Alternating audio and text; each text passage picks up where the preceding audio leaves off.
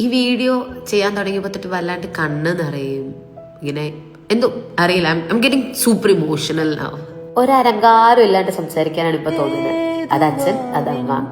എന്റെ അച്ഛനെ അറിയാവുന്നവർക്കറിയാം, ഒരു രക്ഷയില്ലാത്ത എനർജി പേഴ്സണാണ്.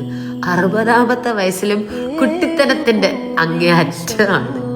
എനിക്ക് ഇപ്പോഴും ഓർമ്മയുണ്ട് കേട്ടോ. ഞങ്ങളൊക്കെ കുഞ്ഞായിരിക്കുമ്പോൾ അച്ഛൻ ഈ രാവിലെ 6 മണിക്കൊക്കെ ചിലപ്പോൾ സൈറ്റ് വിസിറ്റിനൊക്കെ പോകും. എന്നിട്ട് വരുമ്പോൾ രാത്രി ഏതെങ്കിലുമൊക്കെ സമയം, ആ സമയത്തായിരിക്കും നമ്മളുടെ അച്ഛ പുറത്തുകൊണ്ട് പോവോ, ഭക്ഷണം കഴിക്കാൻ പോവാം, സിനിമ കാണാം തുടങ്ങിയുള്ള കുറെ ആവശ്യങ്ങളായിട്ട് വരും.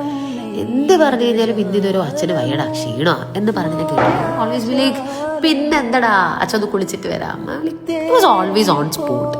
V were very close. എൻ്റെ ഫ്രണ്ട്സിന് എല്ലാവർക്കും അറിയാം, ഞങ്ങൾ ഭയങ്കര ക്ലോസ് ആയിരുന്നു.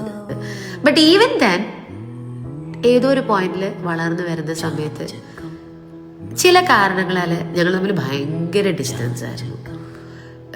എൻ്റെ അച്ഛനെ ഇനി മനസ്സുകൊണ്ട് പണ്ടത്തെ പോലെ പോയി കെട്ടിപ്പിടിക്കാൻ എനിക്ക് സാധിക്കുമോ, അല്ലെങ്കിൽ അച്ഛൻ്റെ കൂടെ പഴയതുപോലെ ഇരുന്ന് സംസാരിക്കാൻ എനിക്ക് സാധിക്കുമോ എന്നൊക്കെ ഞാൻ ഒരുപാട് വേവലാതിപ്പെട്ട ഒരുപാട് ദിവസങ്ങളുണ്ട്.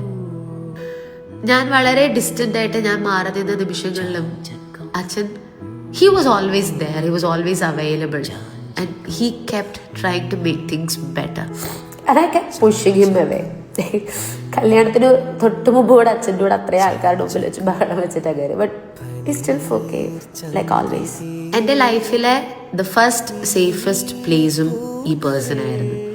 എന്ത് പ്രശ്നം ഉണ്ടെന്നൊന്ന് പറഞ്ഞു കഴിഞ്ഞാലും അതൊന്ന് പറയാനുള്ളൊരു സമാധാനമില്ലേ, അതവിടെ ഉണ്ടായിരുന്നു. സാരമില്ല, അച്ഛൻ നോക്കിക്കോളാം, അച്ഛൻ ശരിയാക്കി തരാം എന്ന് പറയാനുള്ളൊരു പേഴ്സൺ അവിടെ ഉണ്ടായിരുന്നു.